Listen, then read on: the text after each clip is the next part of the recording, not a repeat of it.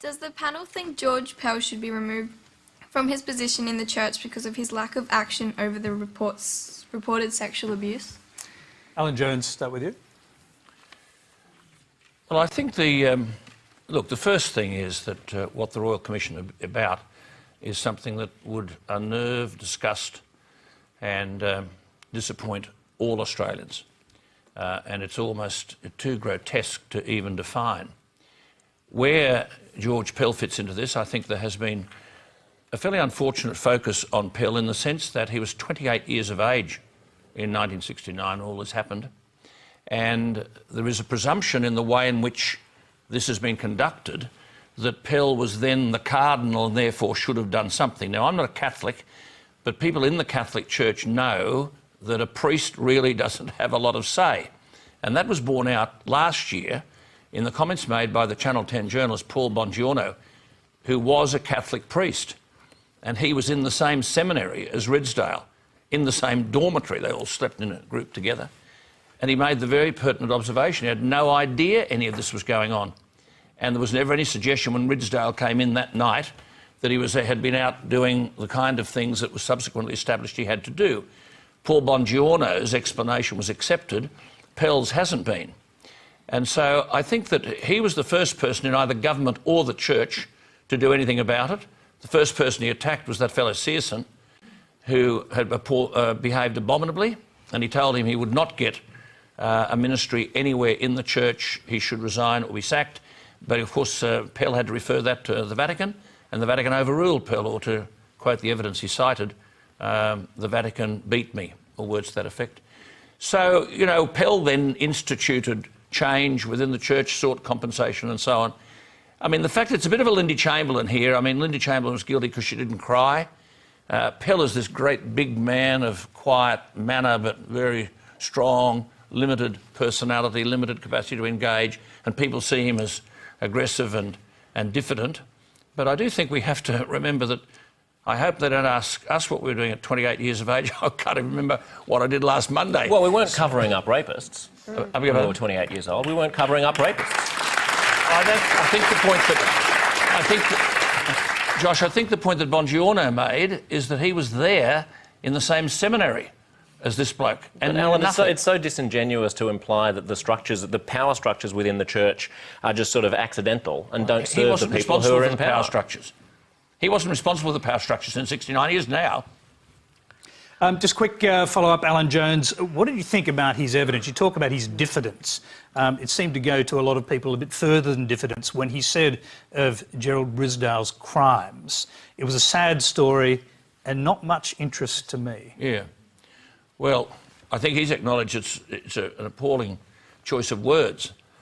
I don't know. I'm not here to defend Pell. I'm simply saying I presume that what Pell was, and he sought subsequently to explain that, was that at no time was he aware that Ridsdale was guilty of this heinous behaviour, and therefore Ridsdale was of no interest to him. I mean, Ridsdale was of no interest to a lot of people. And, I mean, it's the fact that all this can go on, and that's the issue, in the church, and nothing at the time was done about it. Right. That's the real concern. Let's hear from our other panellists. Penny Watt.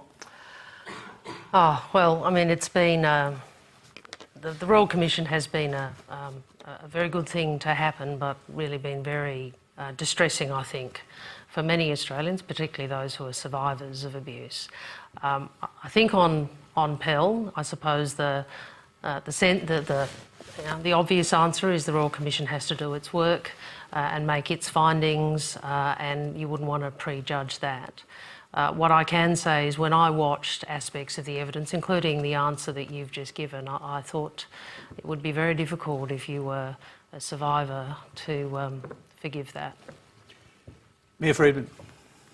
I think that, as Penny said, you know, what happens to Pell from here and the findings of the Royal Commission are best left to them. But I was struck, as I think anyone with an ounce of humanity was struck, by the absolute lack of compassion, empathy, understanding, sensitivity, humanity shown by Pell when he spoke about things that were so heinous as to almost defy comprehension.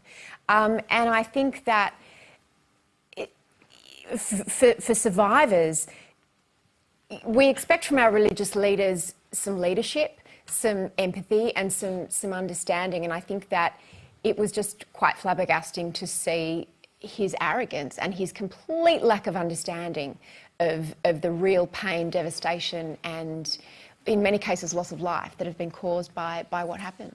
Michaela Cash, what do you think? And go to the question as well, which is, do you think that he should lose his job or be removed from his position?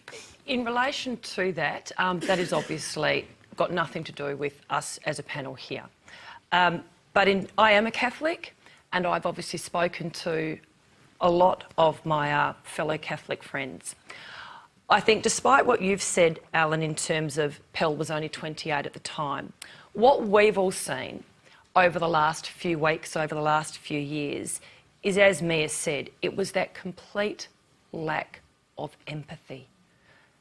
Jesus, at the end of the day, was someone who had compassion and who had empathy. I would expect nothing less from the leaders of our church, especially for those victims, in verbalising what they went through, to at least show them compassion and empathy. And I think why there is currently so much criticism of George Pell is because, despite what he may or may not have known, it is the way that he has approached the victims of the Royal Commission. And he hasn't, I don't believe, reached out to them and said, I feel your pain, as Jesus would have. He's just completely being totally, almost, there's just nothing there. And I think that has played against him. And isn't one of the issues also more generally, is it is not just the lack of compassion and empathy which people perceive and feel. There is a sense of avoidance of responsibility. Same thing. You know, that no one ever says, yes, we were, you know, even though we did not perpetrate, we are responsible for failing to protect children. And people are waiting for that. I don't think any decent, reasonable person disagrees with any of that. I'm just simply saying Archbishop Little was the Catholic Archbishop then, and of course he, as the evidence has indicated, covered up all of this stuff, protected people, kept on moving them around to parish. When Little then was replaced by Pell, and Pell became the Archbishop of Melbourne, Pell immediately did something about it, and I think that seems to be overlooked. I agree that the way in which he goes about it and the reaching out stuff is something that he seems uncomfortable with. But I think once he replaced Archbishop Little, who had covered up all of that stuff within the church, there was some action taken within the church, albeit belatedly. Yeah, I think we can focus until the cows come home on the exact qualities or problems with Archbishop Pell. I think more relevant is that he is part of an institution which systematically protects child rapists and has a long history of doing so. I've interviewed... So on HuffPost Live, I interviewed Marcy Hamilton, who's the lawyer in the United States who's taking the Vatican to court to try to seek justice for the victims of child rape in the church. And one point she makes is, just imagine if this wasn't a religious institution. Imagine this was a childcare, this was Boys R Us, the international childcare chain. And it had created such a legal system that all of the people who were actually in charge of its childcare centres weren't employed by the head office. So you had plausible legal deniability.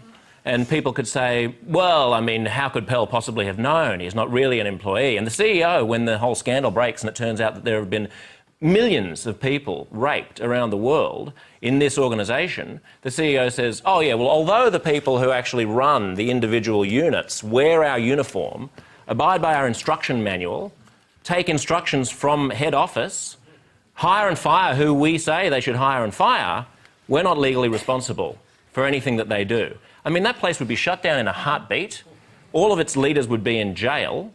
And the only way they've been able to get out of it legally is because they've structured the church in such a way that they are not legally culpable. But I tell you what, if there is a higher court, which the church seems to believe in, you would imagine that Cardinal Pell is going to have his day. All right.